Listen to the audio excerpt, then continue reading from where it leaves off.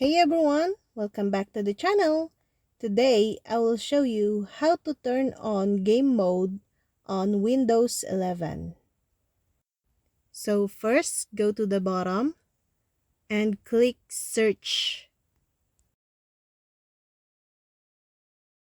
Now at the top select bar, type settings.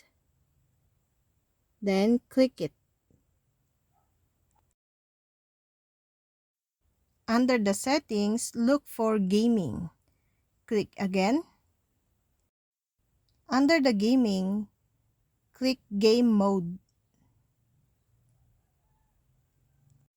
This will optimize your PC for play by turning things off in the background. Now, you could turn on your game mode. And that's all.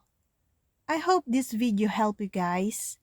For more videos, subscribe to our YouTube channel. Thank you for watching. See you again!